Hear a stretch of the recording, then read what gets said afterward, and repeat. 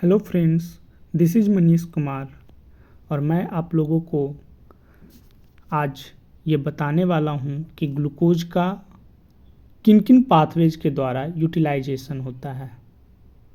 हमारे इस बॉडी में सेल्स में ग्लूकोज का किन किन पाथवेज के द्वारा यूटिलाइजेशन होता है, जिसमें कि आप देखेंगे कि ये फर्स्ट पाथवे ये जो है हम इसे इंडिकेट करें ऑक्सीडेशन वाया ग्लाइकोलिसिस।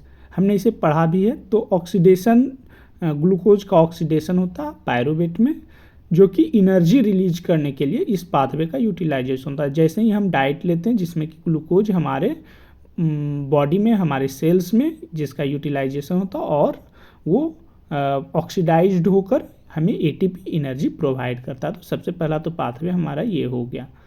दूसरा, अगर हमारे पास एनर्जी सफिशिएंट है तो इस ग्लूकोज का क्या होगा, यूटिलाइजेशन होगा स्टोरेज के रूप में।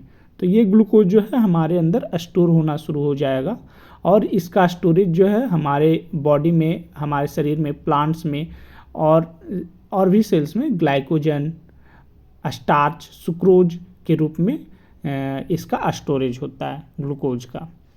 देन नेक्स्ट जो है ये मैं सेकेंड पाथवे कह दूं कि जिसमें कि ग्लूकोज जो है का स्टोरेज हो रहा है ग्लाइकोजन, स्टार्च और सुक्रोज के रूप में।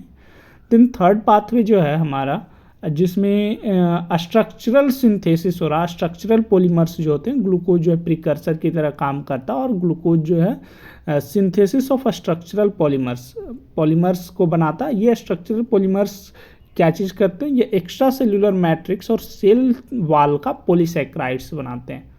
जो भी हमारे एक्स्ट्रा सेल्यूलर मैट्रिक्स हैं जैसे टिश्यूज में और जो सेल वाल हैं जहाँ पर पॉलीसेक्राइड्स की ज़रूरत होती है, तो यहाँ पे जो है ग्लूकोज हमारा प्रिकर्सर की तरह काम करता है और ये इसका सिंथेसिस जो है फिर सेल वाल बनाने में और एक्स्ट्रा सेल्यूलर मैट्रिक्स के पॉलीसेक्राइड्स बनाने में होता है।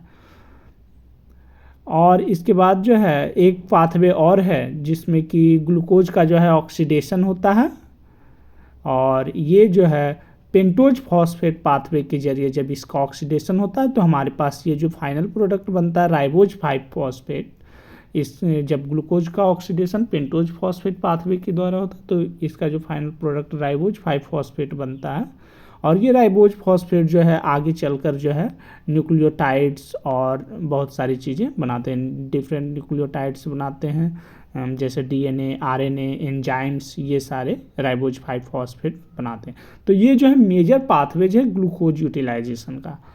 तो ये तो आपको पता होना चाहिए कि हमारे शरीर में और सेल्स में, बैक्टीरिया में, प्लांट्स में ग्लूकोज का यूटिलाइजेशन जो है किन किन पाथवे के द्वारा होता है। तो पहला ऑक्सीडेशन बाय ग्लाइकोलिसिस जिसमें पायरुवेट बनता है, दूसरा स्टोरेज हो जाता है उसका ग्लाइकोजन और स्टार्च और सुक्रोज बनता है, थर्ड जो है synthesis of structural polymers, extra cellular matrix and cell wall polysaccharides बनाता है और फोर्थ जो है हमारा जो है oxidation via pentose phosphate pathway जिसमें कि राइबोज 5 फॉस्फेट बनता है, जिसका कि फर्दर आगे जो है जो बनाता है वो राइबोज 5 फॉस्फेट जो है प्रिकर्सर की तरह बिहेव करता है और आगे जो है डीएनए, आरएनए, न्यूक्लियोटाइड्स, एंजाइम्स का सिंथेसिस करता है।